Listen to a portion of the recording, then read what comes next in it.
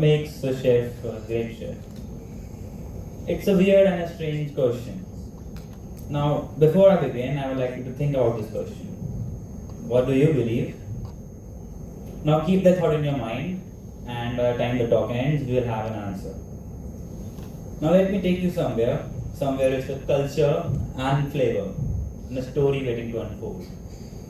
Picture this: in the bustling city of Paris, the streets are alive with the aroma of fresh spices and sizzling dishes. In the heart of it all is a small French restaurant. Inside, there's a chef. Let's name him Bob. Now, Bob had two defining qualities: persistence and discipline. He followed his every recipe to the letter. He was hardworking, but he wasn't famous. Now, one day, like any other story, something extraordinary happened. He got invited to a 3-star Michelin restaurant by another French chef. Let's name him Antonigo. Reputed for his precision for an eye and an unmatched ability to elevate simple ingredients into something magical. Now, instead of just talking about food, he demonstrated how to make a classic croque monsieur, which is this, and its ingredients are these. When made, it could be mouth-watering. Now, Bob was mesmerized. He noted down everything to the very second. Well, he probably would have measured the breathing pattern of the chef too. He got back to his restaurant and tied his headband, pulled out the stoves, lit the pans, and got to work. The first attempt was a disaster. Nothing was correct. Nada. If the French critics had seen it, they would have called it a wartime against French cuisine. The second, slightly better. The texture of the bread was just right. The third, the sauce had the right consistency. Slowly and with the time, he got the recipe mastered. He worked on a perfect line of mastery.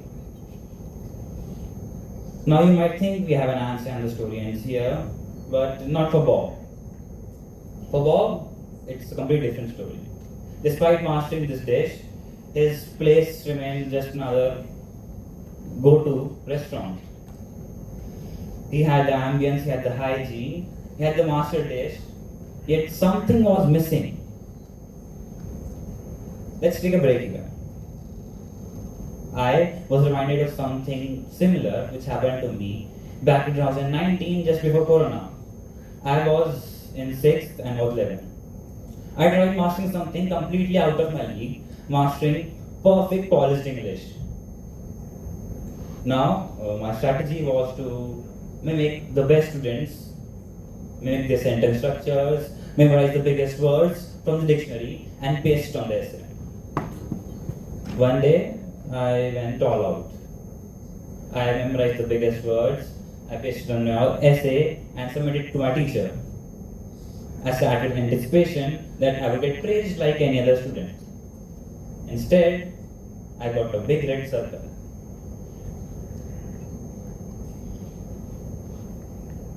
And there was something written. It said 2 4s and it lacked floor. The teacher called me to the side and told me that it seems like you are trying to sound like someone else. Think, what do you feel and what do you believe? That was like a slap of reality to me. I went on that night and created an essay, another one, in which I dropped the big words. I structured the sentences the way this made sense to me. And most importantly, the idea was mine. The next day I went on, submitted the essay again, and I sat expecting another disaster. Instead, I got the highest mark in my class. Not because I had perfect English.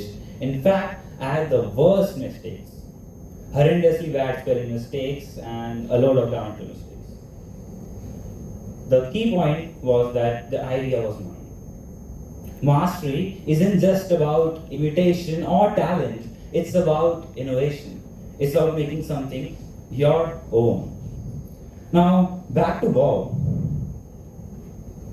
he realized that something was missing. That the dish was mastered, but it wasn't truly his. He started adding a bit of spice, a squeeze of lemon zest, changed things here and there. Now the dish was truly his. This is what changed everything for him. His restaurant turned into a sensation. People didn't just go to eat food, they went there to eat his food, his special croque monsieur. He had the riches, the fame, and of course, the girls too. Yes, he got it all. And just like that, he became Bob the chef. Now, I have given you two stories, one answer, and yet I'm still standing here yapping about something, how does the chef become great chef? Well, there's a small thing left, a message. Uniqueness isn't just about standing out, it's about making something your own. May it be studying, or cooking, painting, or even fooling your teacher into giving the same homework as your friend, without them noticing it, of course. Well, not that. Add some spice to your life, add some vinegar to your dish, put a twist here and there, make it look like your own. Put your opinion to an argument. And even when you don't seem to be, you will always stay one step ahead. Thank you.